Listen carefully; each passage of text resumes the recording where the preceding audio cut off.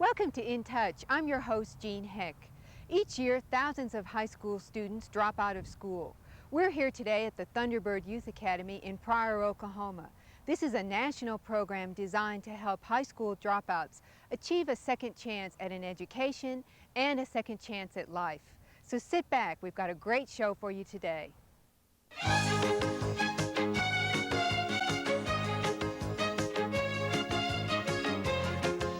In Touch with Jean Heck, a public affairs presentation of TV 35, keeping you in touch with the issues and personalities of Claremore and Rogers County.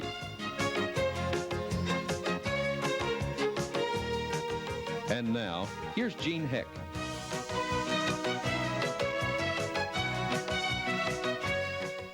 The National Guard Youth Challenge program here in Oklahoma is only a few months old. And with us today we have the director, Major Michael Bedwell. Thank you for joining us, sir. You're welcome. Tell us a little bit about the history behind this program. Well, the Youth Challenge program actually was the brainchild of the Rockefeller Foundation in 1989. They wanted to find out what we could do about the increasing number of high school dropouts. And I think we all know that they're on the rise. They determined that it was possible that the military structure that wasn't being used as much anymore because of the Cold War slowdown might be useful in this regard. And so in 1990, the Center for Strategic and International Studies executed a study to see if it was feasible.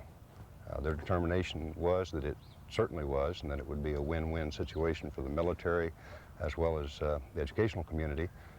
So in 1992, Congress passed a public law enacting the Youth Challenge program, or the pilot program for the Youth Challenge program, a two-year program beginning with our class is September 27th this past year. Okay, so this is a national program then that's federally funded. Yes. How many cadets are here at your site? Presently there are 44 cadets here. Okay, and the program lasts how long? 5 months, 22 weeks. 22 weeks. Okay, what are the overall objectives or goals that you're trying to accomplish here at the program? Well, the primary objective, of course, is one of the primary objectives is to provide these young people with a GED, a general equivalency diploma. But as important and possibly more important is to give them increased self-esteem, pride, confidence, in order for them to proceed with their lives and meet some of the goals that they may have when they come in here or that they establish when they get here. If someone was watching and wanted some information about what are your requirements as far as applicants, what information would they need to know? 16 to 18 years old, high school dropout, not involved with the legal system. This is not an alternative to sentencing at all. It's more of a preventative program than a remedial program. Resident of Oklahoma. Essentially, that's it. Okay. Tell us, if you would, Major, what's a typical day like for these cadets? You mentioned the military training. What's involved as far as that military type lifestyle? Well, in order to effect some self-discipline, we do employ a military look and feel to the program, and that means that they get up at 6 o'clock every morning. They do personal cleanup of their areas and of common areas just like the military do. They're at chow, as we call it, at 7:30 in the morning. At 8:30 in the morning, they report to classes. 1600 or 4 o'clock in the afternoon, they get out of their classes and go to physical training.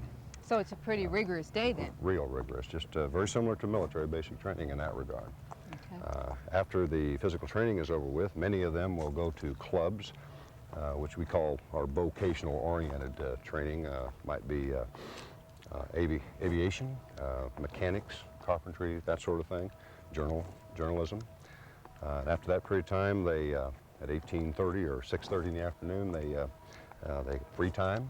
And at 22 or 2100, they have study hour. And then at 2200, lights out, very similar to military. Okay. Have you found that this type of rigorous, structured military type lifestyle has been successful? What have you seen as far as the cadets' change in behavior? Unbelievable changes in probably 80 to 90% of these young people. It's almost as if some of them have just woke up and realized they have some potential. The last 2 weeks we've seen an acceleration as they came back from the Christmas break.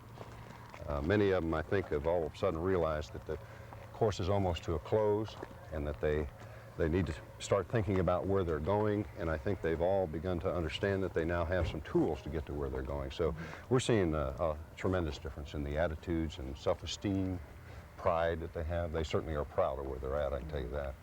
If you had to share with the viewers one comment or one statement about what you hope for these kids, what would that be?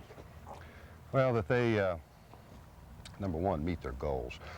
But even before that, that they actually set some, which most kids never get a chance to do. They dream an awful lot, but they never crystallize because they just don't believe in themselves. They don't think they have what it takes to meet those goals. So if I had one wish for them, it's that they realize that they can meet their goals, and then of course go do it. It isn't over when they leave here, though. We continue to help them for another year past the time they graduate in this program. This is the first phase. It's a residential phase. There's a year after this where we provide them a mentor in their community, wherever they came from.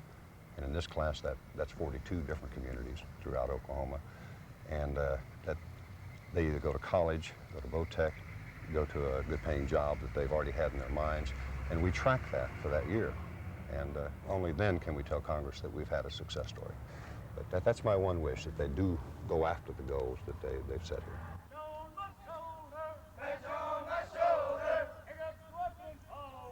Some of the initial goals are small, such as learning to work as a team, but achieving the larger goals is what we're going to visit with now when we talk to Lieutenant Hammer. Ma'am? Tell us, what's it like for these kids learning to live in this type of environment? It's quite an adjustment for most of them. They've had very little structure in their life for the most part. They're not used to being disciplined. Self-discipline is one of the primary problems. It takes quite a bit of an adjustment for them to get into the regimentation of this program, getting up at a certain time, eating at a certain time, then having to get along with the group and do things as a group. And that's one of the primary things that we try and teach them up front here. What are the advantages of learning how to march, these type of ceremonial drills that I guess for a lot of the military have changed or are not in use today? It's primarily used regarding the cadets as a means for them to gain self-confidence, to increase their self-esteem, and to learn to work as a team. It's, the military describes it as esprit de corps, being part of something larger than yourself and taking pride in doing so and doing it well. I guess that's a big component then for these adolescents. Absolutely. Until you have confidence and pride in yourself, it's hard to respect and respect others and the rights of others until you have that same respect for yourself. In the early phases of the program, how long does it take the cadets to learn these types of drills or these marching techniques? Surprisingly enough, the cadets picked it up faster than most soldiers do. By the end of the 4th week, they were quite proficient at the basic aspects of drill and ceremony. It looks like that it kind of keeps them in line with the rigorous program too. It does. It's somewhat physically demanding, but it's more mental demanding. It demands more of them as far as cooperating with the group and being synchronized, remaining synchronized, and knowing that whether they feel like doing it or not, they need to in order to make the team look good as a whole. If one of the cadets, say, was having trouble learning one of these techniques, do the other members of the team help them, or have you seen a lot of interaction between the team members? Absolutely. They'll stand out and practice about face, left face with each other in order to bring everyone up to speed. As we all know, some of us do certain things better than others, and that's one of the great things that has come from the cadets being here in a residential environment, is that regardless of what their strong points or their weaknesses are, there's always some other cadet there that can complement them, and they do so, and they do so quite well. Gene, one of the biggest adjustments for the cadets is learning to live in the barracks environment. They have to work as a team, keep the rooms up. They're responsible for making their beds, keeping the rooms clean, and also everything in here has its place. This is their cadet handbook. In here, layouts as how their shoes are to be placed on the floor, how the wall lockers are supposed to look, how their clothes are to be hung, where every piece of furniture in here is supposed to be placed, and how it's to be maintained. So each cadet then is given the handbook when they arrive? That's correct. Yeah, they're given classes on how to make beds, how to do their laundry. And then each of them, in addition to their own room, obviously there are common areas their restrooms, hallways, and things like that. So they have assignments, rosters, where each one of them are assigned on different days to take care of different aspects of the common areas as well. So it's a pretty rigorous program then, including learning how to take care of both themselves and their barracks. That's correct. That's the intent, is to take responsibility for your, for your own What's actions. this piece of furniture right here used for? Is this, each cadet has their own? That's correct, ma'am. It's a wall locker where they store all their both academy-related goods and also their personal items. And are there special requirements that things have to be in certain places within this locker? That's correct, ma'am. It's certain portions of it. For instance, this side is their personal side, but over here there's an order that their personal clothing and then their uniforms have to be placed in. Mm-hmm. Even down here in these drawers, is that, yeah, it looks like it's pretty orderly. It's pretty well organized. Looks like the cadets have to roll all their That's correct. undergarments. So, are there special rules associated with the barracks? Yes. As far as lights out, lights on, that type of thing? Yeah, their wake up is 0600 hours and lights out are at 2200 hours. So 10 o'clock every night, it's over. Okay. How do you find that most of the cadets make that adjustment to living in this type of barracks? I know teenagers a lot of times are used to, you know, staying up late, playing their music, and then when they come into this barracks type of lifestyle, what are some of the changes that the cadets have to make to succeed in the academy? Well, each one reacts a little differently and they accept it at a different rate. Some people take right to it because some people have had similar lifestyles before they got here. Other people, it takes a little more adjustment, takes a longer adjustment period. But what about visits from mom and dad or family? Are they allowed to leave the academy during their 5-month stay here, or? they are after the initial 6-week period. First 6 weeks, we didn't have any visits other than the open house. We did have an open house where they got to see their parents, but other than that, they need that time to break away, get used to this routine. Then after that, they do have passes available to them where their parents can come here or they can go home at different times during the program. In order to do An important component of life here at the Thunderbird Academy is learning skills that can be utilized after graduation. And with me now is Rita Roberts, who's an RN involved in this aspect of the program. Thanks for joining us, Rita. You're welcome. Tell us about the class that we've got going on right now. Currently, we have the cardiopulmonary resuscitation, or CPR. When someone has a heart attack or they're choking, they learn these skills to help people in the community. And why is it important for the cadets to learn this type of skill? Because someone may have a heart attack at any point, whether we're talking about in a home setting, a school, a business, and it's very important that someone be able to help them very quickly because they only have approximately 5 minutes to save a life. Okay, now are these cadets certified after they take this class? What they will receive is they will receive a card that indicates that they have received this training. It's not a license as such, but it is a card that specifies they've received this training and they can do the skills. Now, are all the cadets involved in this type of class? Yes, all of the cadets that come to the academy will be involved with first aid, CPR. They will also be involved with personal hygiene.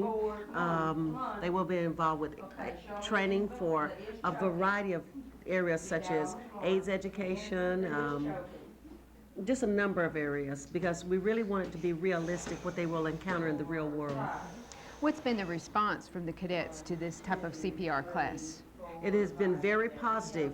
The instructor for the class has been Bernie, and she is a very, very good instructor. She is tough. They have to be able to do the skills appropriately, and they have learned a lot, and many of them have come and are very proud of receiving their cards that they have received this instruction. And it takes 8 hours.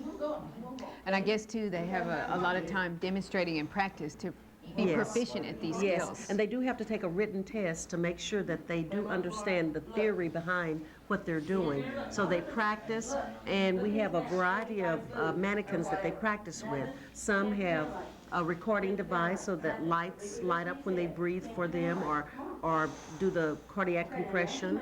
Others are like the blue ones that look like the space-age RoboCop that are just mainly to practice on, but it helps them to have many opportunities to correct skills, to develop the correct skills. Now this CPR skill is something that everybody needs to be aware of. I would highly recommend that everyone, because you never know when you may need CPR. You can be eating in a restaurant and someone can have a problem and pass out and needs assistance. You could have someone at a school or in a business. So this is something that everybody needs. Other than your work with the life skills classes, what else are you involved in as far as what would happen if one of these cadets were to become ill while they're here at the academy? Okay, we conduct what's called a sick call, and each day, any cadets that are having problems can come to the health services, and they are treated there in the health services. We begin with simple things such as ice packs and maybe Tylenol or cough drops or cough syrup, and then we advance all the way up that if they need emergency care or physician care referral, then they're taken to clinics or doctors. But generally, we can take care of most things, I would say 85 to 90% of the things here on site. And this coverage is, I guess, 24 hours a day? Basically, it is 24 hours a day, but the way it's handled, like during the night shift, is that we're on call. But at any time, there is someone there, cadre are trained. We have EMTs that are also available. In the health services area, we have RNs that are staffing the health services area. So it's good to know then that all the health needs of the cadets can be taken care of right here at the academy pretty much. Right. Our main purpose is to teach them to be self-sufficient. And in teaching them to be self-sufficient, we teach them how to know what you should do when you're at home, home remedies we use. We try various techniques to get them to understand that there's certain things that you can do before needing referral to a physician or to a clinic, but they need to know when they need to go to a physician, so we teach that also. Pretzels, is that a life skill, Amanda? Maybe not pretzels, so to speak, but just cooking skills are something that they need to use when they get out of here if they're on their own, living on their own in an apartment or something like that. And this gets them into the kitchen. This is their first time cooking here at the academy, so it's something fun for them to do. And they can just make their little shapes, put them on there. They're having fun with it today. Later on, maybe we'll be able to cook some more complicated things, but today it's just pretzels. What are the basic skills that the cadets have used in making these pretzels? Well, since I also teach the math portion of the program, they study measuring skills, fractions, cups, things like that. You know, they have to know how many teaspoons go into a tablespoon and things like that. So they're able to put that in with the cooking skills. So we try to mix them all together. What's been the response from the cadets? It looks like they're eager at work right now. They're eager to eat them, so they've had fun with this today, so I'd like to do it again sometime. So I guess too they've also learned one of the elaborate techniques working on a pastry board. Yes, this is actually a cutting board. They've been using it to roll out their pretzels on. They just finished up their last one and they're salting them. They're fixing to put them into the oven. So we've used a bunch of different things, the bowls and mixing utensils today. But this is a cutting board, but it worked just fine for what they were using it for the pretzels. So this is a real practical class and a way to get them out functioning in the kitchen. Yep. They've had lots of fun with it, and I think everybody's participated in it real well. They've also learned to set a table. Okay. Why is that important? Well, it's something, if they're entertaining later on, they invite people over, they need to know, you don't just throw paper plates and some plastic spoons on the table. You might want to set it up for them and make it look nice. So they worked real hard at it, and they know what they're doing, I think.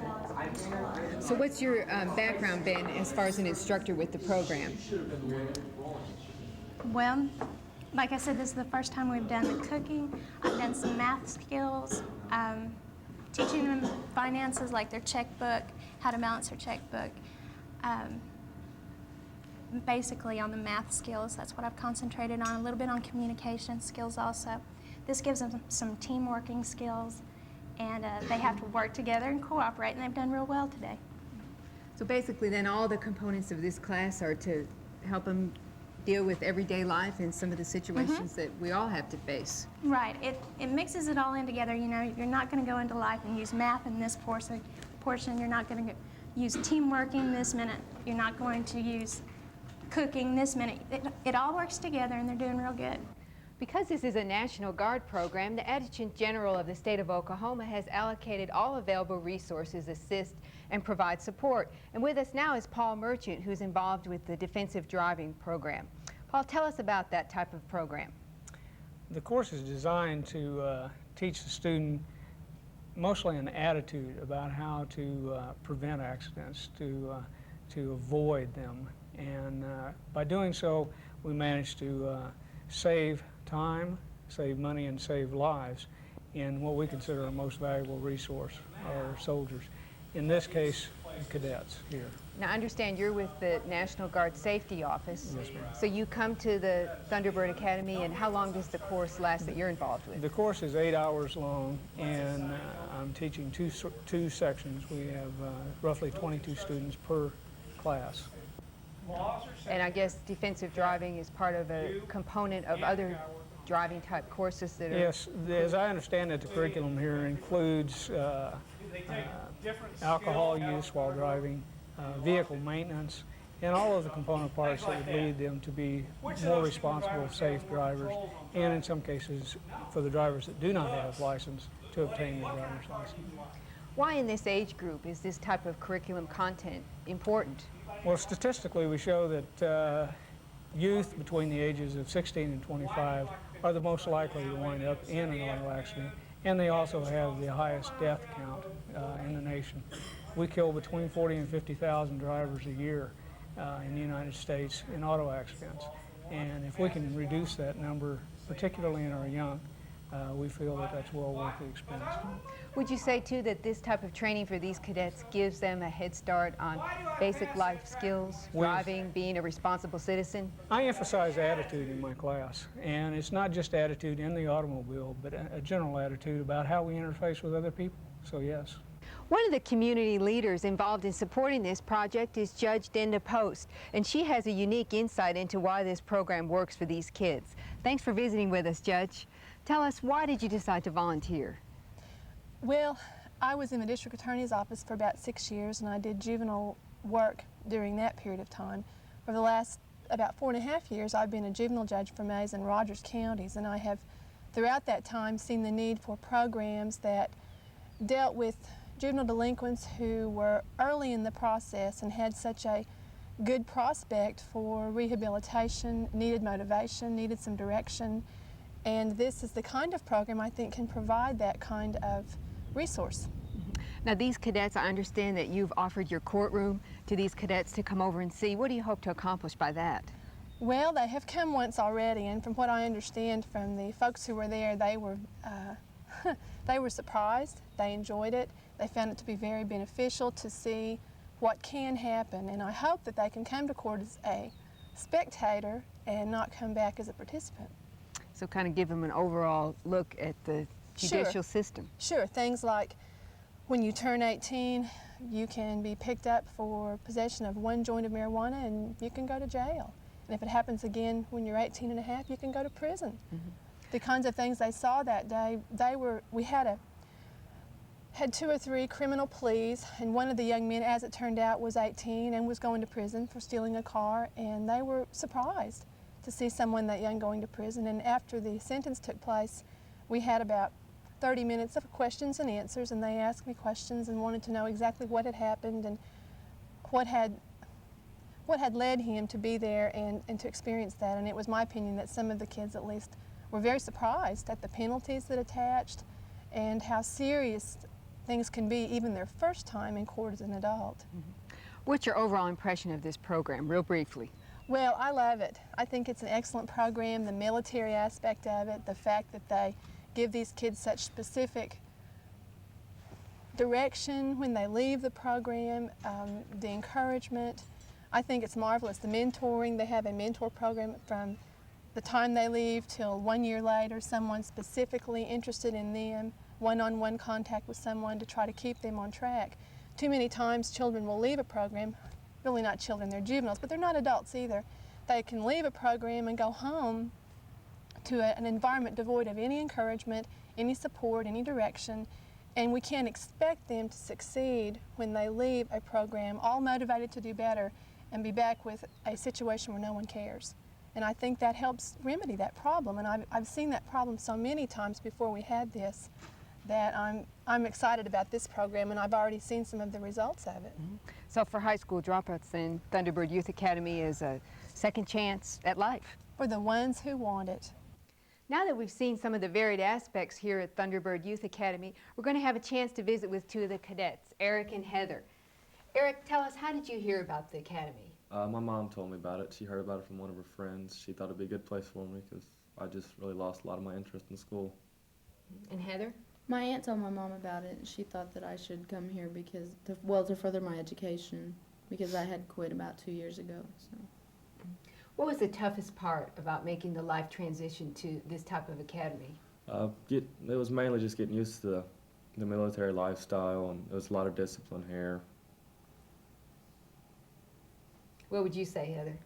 The military aspect of it and the discipline, trying to get along with the friends, the new people. What parts of it, as far as learning to get along with other people, but as far as having wake-up time, the structure of your day? Yes, that's one of the hardest parts about it, too. Yes. I was never used to having my day planned. Yeah. And here we have every minute taken up, so you never get bored. And I understand now that you're both enrolled in college classes. Tell us, how did that happen? We just both scored real high on our GED scores, and we were the first ones to take it, so I decided to try to get in college. They succeeded. Another further step towards a great education. Oh, yeah. What would you say to people that are watching, or maybe students that have dropped out of high school, about the Thunderbird Youth Academy, the program? I'd just tell them it's a great place. It's a good place to get a second chance at life and to further your education. I tell them that it'd be a good decision to come here if they ever thought about it, because it does help a lot. It builds your self-esteem and everything else. What are your plans for the future? Eric? I plan on going to college for the next couple of years and then joining the Air Force and trying to fly planes in the Air Force. Great. Good luck to you. Thanks. I'm Heather? getting my doctorate in psychology.